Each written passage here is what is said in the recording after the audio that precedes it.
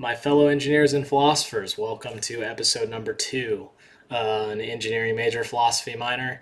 EMPM is the channel where you can get a working engineer's opinion on things like engineering, philosophy, topics in politics, topics in religion, topics in current events, topics in social issues. So anyway, today's video is going to be a political topic. I sense that political topics are going to be cropping up a lot lately, but I hope that everybody is staying healthy and is preparing for their 4th of July celebrations. I'm pretty excited for 4th of July. I plan on recording a video to release on 4th of July, so I'll be excited if you guys decide to watch that one. So today's article I came across, it was written in USA Today, June 26, 2020, so yesterday. So I realized that a lot of these headlines are intended sort of to be clickbait, and what I can tell you is they baited me into clicking. And the reason why is because what we're going to see is, everything in the news has been about how America is, horrifically racist to this day and has literally done nothing, or not even done nothing, but even if it has done something, every single attempt to kind of distance itself from the atrocities of slavery and Jim Crow and other things has completely failed. And America, apparently, according to the media, is still an extremely deadly place to be for ethnic minorities. And why is it deadly? Because of the police, not because of anything else. So let's just jump right into this. The headline is, "I'm leaving and I'm just not coming back. Fed up with racism, Black Americans head overseas." It seems like the article takes the position that almost every single decision that is, individual decision that is made by Black Americans, or any crummy circumstance that befalls Black Americans, is simply just a direct result of racism. So let's get into the article. Right off the bat, they have this video. I'm not going to play the video, but I just want to read the caption because I think it's kind of indicative of what is trying to be promulgated by this article. Black teens reflect on growing up in Tamir Rice's America. So for people who don't know, Tamir Rice was, according to the 911 call, he had what looked like a gun. He was pointing it at people. The police arrived and very unfortunately shot Tamir Rice. Now they say Tamir Rice's America, as if to kind of imply that underage Black Americans are continuously getting profiled and shot by police. Anyway, let's read the article. Anthony Baguette knew the precise moment he had to get out. He was driving by a convenience store in Cincinnati when a police officer pulled him over. There had been a robbery. He fit the description given by the store's clerk, a Black man. Okay, I mean, is this racism, or is this just, a bad circumstance? This guy was just, he happened to be Black, a Black person robbed a store, he got questioned by police. This is not like an extremely dangerous situation, right? Simply, driving along, oh, officer, pull over. Hey, officer, how's it going? License and registration is right here. No, I did not commit that robbery, but I am happy to answer any other questions you might have. I'm not sure if I witnessed the crime, but feel free to ask me questions, and then you just get to go about your day, right? Next part of the article. Okanini Obadele Kambon, sorry if I mispronounced that, knew he was arrested in Chicago and accused by police of concealing a loaded gun under a seat of his car. He did have a gun, but it was not loaded. He used it in his role teaching at an outdoor skills camp for inner-city kids. Kambon also had a license. The gun was kept safely in the car's trunk. So, in this instance right here, it could have been a racist accusation, right? Or it just could have been an accusation. It says nowhere in here whether or not the officer or officers who accused him were white. But anyway, we'll leave that as food for thought until later on in the article where this is going to come up again. Tiffany Drayton knew her family kept getting priced out of gentrifying neighborhoods in New Jersey. She felt that they were destined to be forever displaced in the USA. Then Trayvon Martin was shot and killed after buying a bag of Skittles and a can of iced tea. Okay, so there are two things in here. First, I want to jump back here into this one about getting accused by the police. But it was not loaded. Okay, anyone who's a gun owner knows that if you just say it's not loaded, the first rule of handling your firearm is you always assume that it's loaded.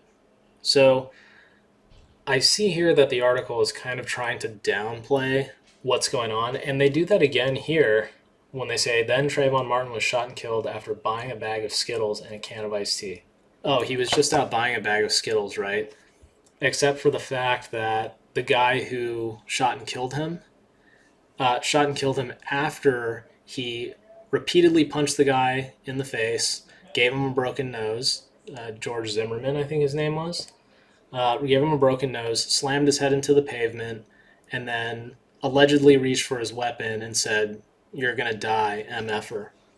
And if you don't believe me, I actually did like a little bit of research before reading this because I wasn't exactly clear on some of these cases. So you can go to this website right here. I'll link it in the description below. And this website has a number of court documents that were released from this Zimmerman case. And this was a questioning between this investigator whose last name is Serino with George Zimmerman. He's the one who shot Trayvon Martin. And if you read through this and you also read through the other witness testimony, what you'll find is that everything George Zimmerman says pretty much matches up with other witness testimony. There's also an interview with George Zimmerman with one investigator and the EMT that showed up to not only assess the condition of Trayvon Martin, but also assess the condition of George Zimmerman. And the injuries that the EMT found were consistent with what George Zimmerman describes, not only in this reenactment video right here, but also in Zimmerman's testimony of his injuries. So I don't understand why not only are they just saying, well, he was buying a bag of Skittles and a can of iced tea, so therefore, there should have been no problem, and there, for some reason this sentence is mixed in here with Tiffany Drayton, and they're talking about getting priced out of neighborhoods, which has nothing to do with Trayvon Martin. Now, just a quick little thing about getting priced out of gentrifying neighborhoods. So I do not live in the same neighborhood of my parents. The reason why I don't live up there is because it became really, really expensive since I left. Is getting priced out of a market evidence of racism? No, not really. It actually happens to a lot of us. We're not all millionaires and billionaires, right? Baguette lives in Germany, Drayton in Trinidad and Tobago, and Cambon in Ghana. All three are part of a small cultural cohort. Black emigrants who, feeling cornered and powerless in the face of persistent racism, police brutality, economic struggles in the USA, have chosen to settle and pursue their American-born dreams abroad. No official statistics cover these international transplants. If you want to leave the US, hey, go for it. I want to tell you the conservative position on not only leaving the US, but maybe you want to move out of state. Maybe you want to remodel your house. Maybe you want to refinance your loan. Maybe you want to move into a nicer neighborhood or move into a neighborhood where housing prices are less. Maybe you want to escape burdensome taxes. Whatever the case may be, go for it, right? That is the American dream. That's what conservatives believe in. Conservatives believe in you taking your life into your own individual hands, and if you don't like your situation, doing something about it, right? But to say that, all these people felt cornered and powerless because of persistent racism, police brutality, and economic struggles, I mean, what situation did they describe earlier in the article that was persistent racism? I mean, if they had said that this guy Baguette, he got pulled over and was questioned about this robbery, and that was like the 400th time that he had gotten pulled over in the span of a year or something like that, and he's constantly getting profiled, and the officers are using harsh language on him and calling him names and things like that. Okay, maybe that's evidence of racism, right? Economic struggles. Guess what? Every race has economic struggles. In Ghana, where Cambon is involved in a program that encourages descendants of the African diaspora to return to a nation where centuries earlier their ancestors were forced onto slave ships. He says he is one of several thousand. Cambon rejects descriptors such as Black American or African American that identify him with the USA. So, also in reading this article, I decided to do a little bit of research in Ghana. This guy wants to go live there. He started a program that encourages people to return their nation. Ghana actually is what seems to be a pretty interesting country to live in. They are, a fully democratic republic. They're, it seems they have adopted a lot of Western values. So that's all great. Okay, let's continue on. In Trinidad and Tobago, where Drayton now works in her home office with a view of the ocean and hummingbirds frolicking above the pool, there are at least 4. Drayton, her mother's sister, and her sister's boyfriend. There are likely more. If you look up Miss Tiffany Drayton, what you'll find is she's a mother, a world traveler, and she's a writer for the New York Times, Salon, Playboy, Marie Claire, Complex, Vox Plus. So what basically happened to Tiffany Drayton? She saw herself a really good opportunity where she could go work remotely and write for all these American companies and get sent American money and basically live in a place that is way cheaper to live in than America. Now, there's absolutely nothing wrong with this, but I think that it's a little bit disingenuous then to say that, she left specifically because of racism. I mean, clearly there's some other motivation there. I mean, would she still have made the same decision if she had to abandon her job and then make a living in Trinidad and Tobago? Now, if you look up Trinidad and Tobago on Wikipedia and stuff, they also have adopted these European and Western civilization developed Republican democracies. You'll also note that Trinidad and Tobago and Ghana are very rich in resources, natural resources. In Ghana, it's like gold and oil. In Trinidad, I think they have really good oil deposits. These are places that have not only embraced a Western civilization, democratic style of government, but they're also places that have embraced capitalism. About 120,000 Americans live in Germany, which is home to an estimated 1 million people of African descent. But because, for historical reasons, Germany's census does not use race as a category, it is not possible to calculate how many hail from the USA. Quote, "There's a lot of institutional racism in Germany," said Baguette, 68, who has lived in Berlin for more than 30 years. Years later, Baguette feels conflicted about his move. He described the fall of the Berlin Wall in 1989 as a time when neo-Nazis and skinheads would throw black people off the S-Bahn, the city's subway system. "But I still felt and feel better off here, safer," he said. In 1989, this was the year after I was born, this is when the neo-Nazis and the KKK were well into, what's the right word? Were definitely receded significantly from normal culture. Again, there's nothing wrong with him living there. Apparently, he left the USA to escape institutional racism, and he just went to a place where there was also institutional racism. And it sounds like at the time, in 1989, it was, worse than what it is in the US. So right away, like this is kind of a data point that's just defeating the hypothesis of the article. Quote, I don't have to think of myself as a black woman. Good. I mean, conservatives don't want to think in those terms either, right? We want to think of you just as another individual. Are you decent or are you indecent? Are you a good person or are you a bad person? Do you ascribe to the American values of hard work, democracy, individual freedoms, and sovereignty of the individual? In interviews with more than a dozen expatriate black Americans spread out across the globe from the Caribbean to West Africa, it became clear that for some, the death of George Floyd in Minneapolis has provided fresh evidence that living outside the USA can be an exercise in self-preservation. Okay, I mean, really? Can be an exercise in self-preservation? Well, we've seen it from the Washington Post.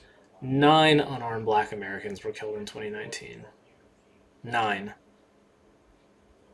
They make up 13% of the population. So what's, 300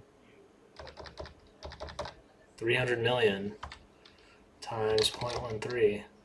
Out of 40 million people, 39 million people, 9 were unarmed and shot by police. I mean, your risk in America is like pretty low.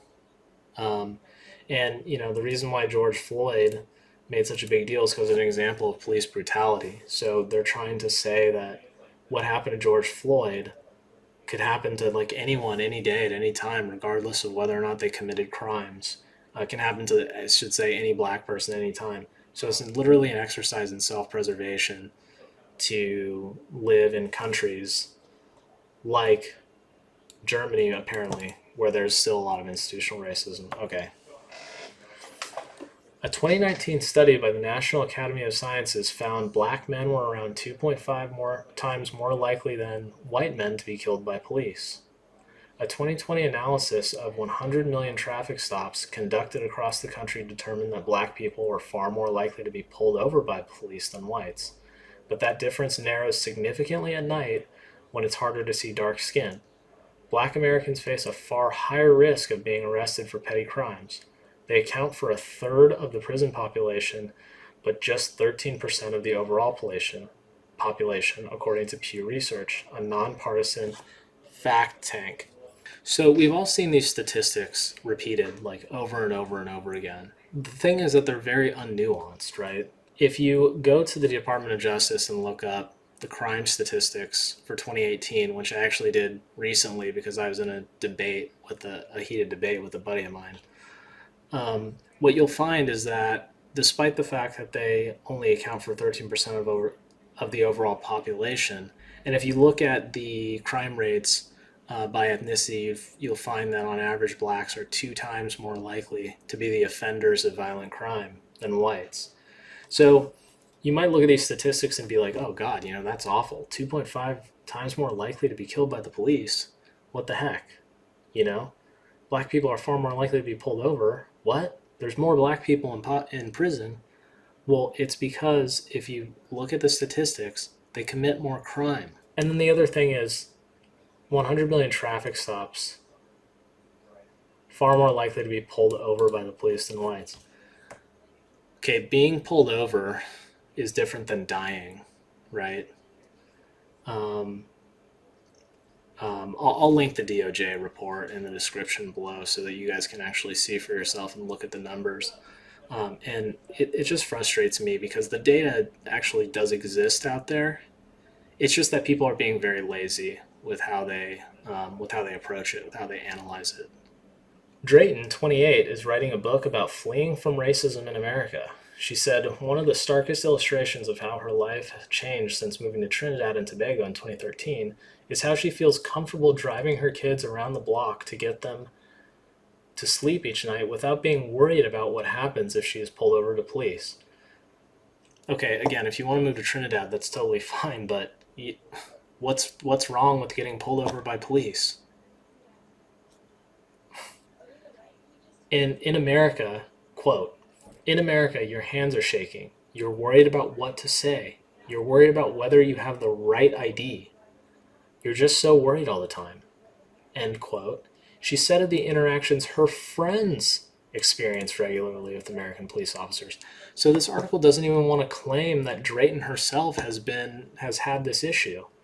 And then what is meant by you're worried about whether you have the right ID? There's one ID that the officers of the law ask for. It's your driver's license. Why should your hands be shaking? Like, what is the worry?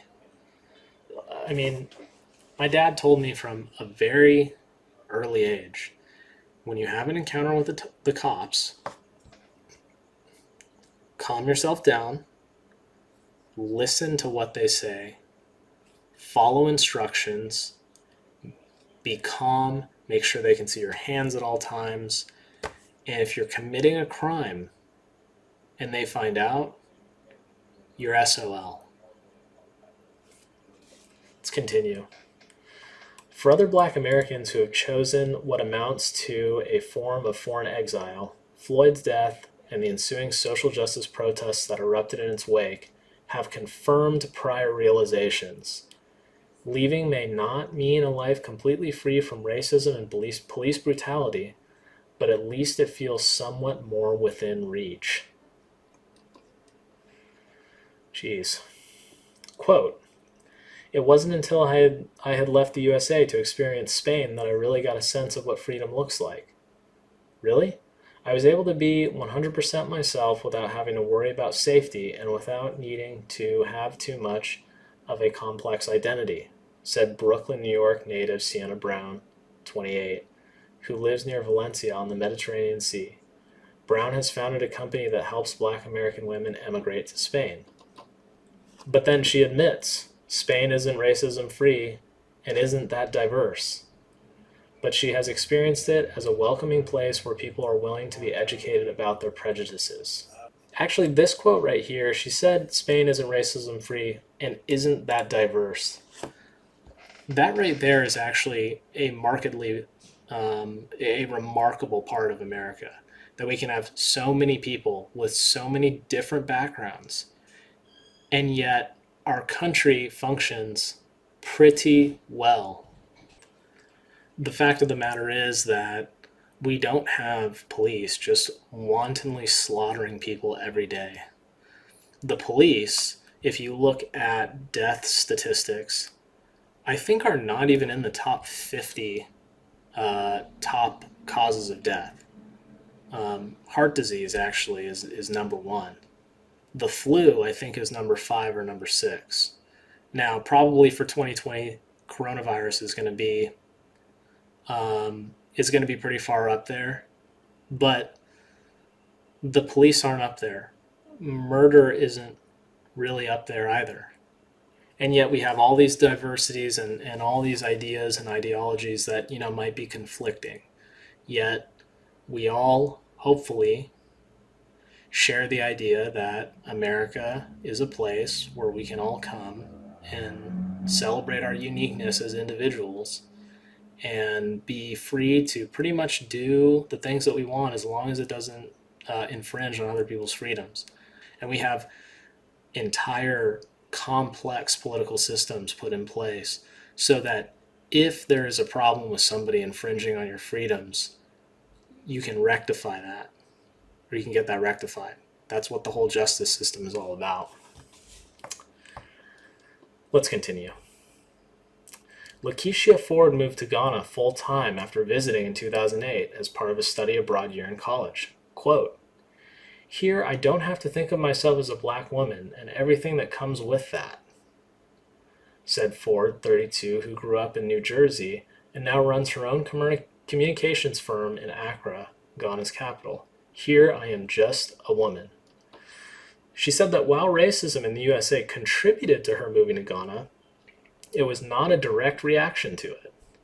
She was equally intrigued by Ghanaian culture and what she saw as a growing economic success story rarely portrayed in the West, where Africa for many is still synonymous with disease, poverty, and conflict. Quote, "When I got here, I remember thinking, there's wealthy Black people here. No one tells you that. I was really pissed off about it. I was also really intrigued," she said. Okay, so what I did was I looked up this person, Lakeisha Ford. She started this business right here, Ford Communications, About Us, Our Why. Clearly she's been reading some Simon Sinek. Pretty good speaker, I would say, average author. Anyway, let's go over to their clients page. Akramal, Carol's daughter, blah, blah, Girl Scouts of USA, Nike Freestyle, Nike Basketball, Presto. And then, but then it says Ghana down here. So that makes me think that literally all of these are US clients. And then there's these clients in Ghana. So this article right here is trying to say that a bunch of black people are leaving America because of racism. And what's the problem with racism? Well, apparently it's preventing them from living the American dream. Well, this woman, Lakeisha Ford, she saw an economic opportunity. She started an international business, and now she does international business with companies from the US. This woman right here somehow managed to live the American dream. That's literally the American dream, what she did right there. Starting a business, becoming wealthy, taking her life into her own hands, making good individual decisions, seeing good opportunities and capitalizing on them.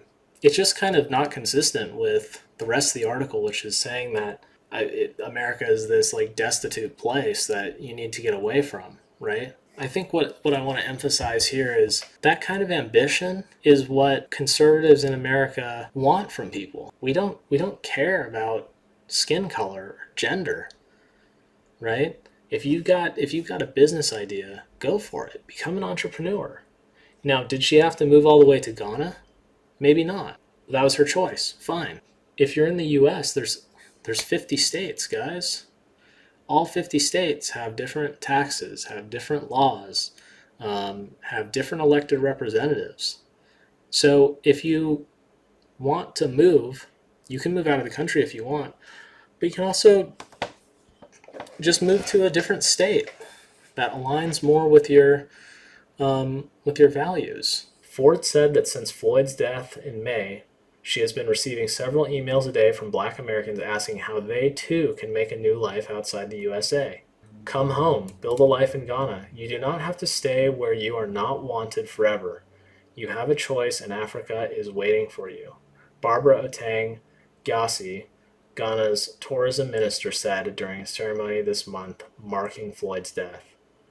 Okay, who in America doesn't want black people here? Literally everyone in America, like almost everyone in America is posted in the black square. You've got white people marching for blacks. Everybody's outside protesting. Government officials are bending over backwards and letting people set up autonomous zones and letting people riot and loot. You do not have to stay where you are not wanted forever? Come on, guys. Come on.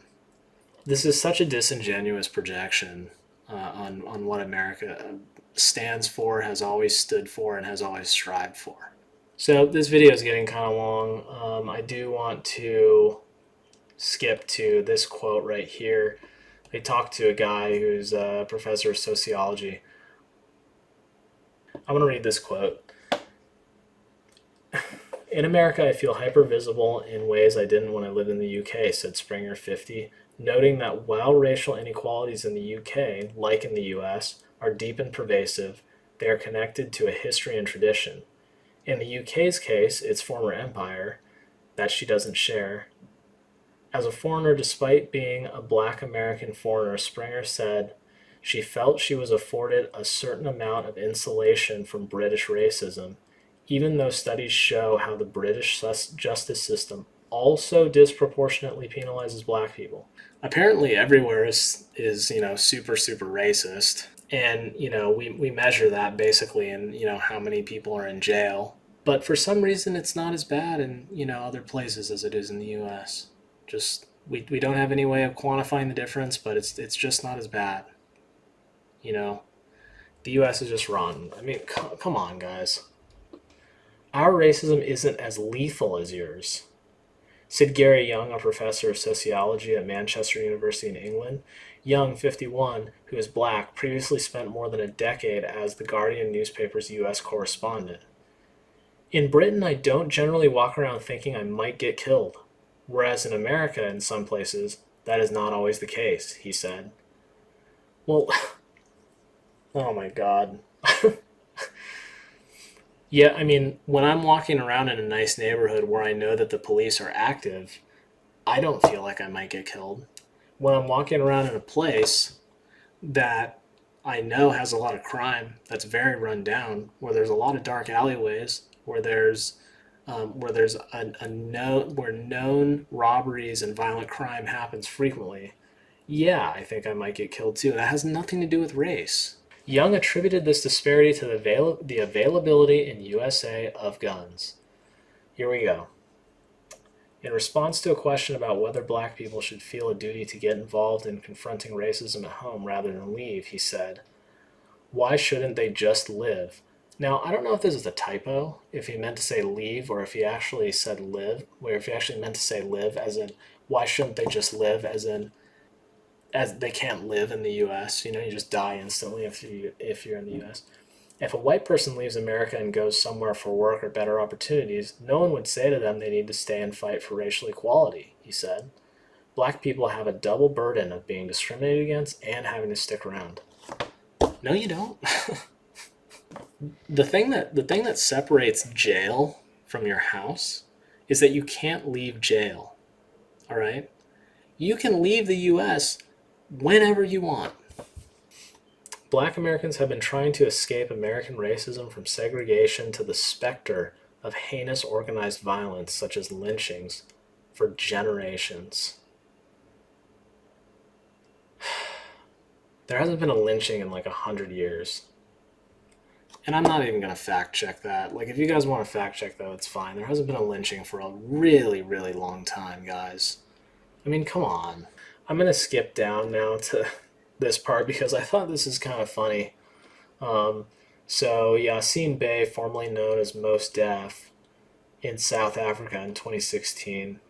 So, this is another person who left the U.S. He said, "For a guy like me with 5 or 6 generations from the same town in America to leave America, things gotta be not so good with America," Bey said in 2013 as he prepared to leave the USA for Cape Town. He was later thrown out of South Africa in 2016 for violating its immigration laws.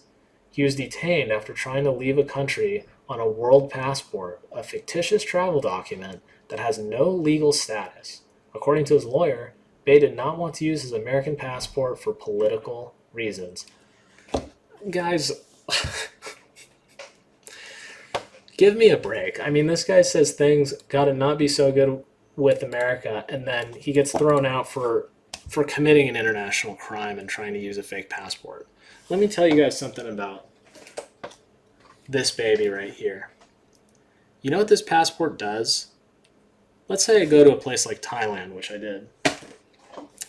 There's a beach in Thailand where you can, it's in Phuket, and it's right in the flight path, like the planes fly right over this beach to land. This tourist destination where people would love to go and get photos of themselves with the planes flying overhead. Me being an aerospace engineer, I was like, you know what? I want to go do that. So I booked my flights to Thailand, and what do you know? Literally that year, they made it illegal in Thailand to go take a picture under there. And do you know what they said in Thailand? They said it's punishable by death if you go take a picture there. Now, I didn't go and take a picture there, but I want to tell you something. If I went and took a picture there and got arrested by the Thai police, and then they saw that I had this bad boy, do you think they're going to punish me by death? No, because if they punish me by death, the American military is coming in and they're going to have some problems.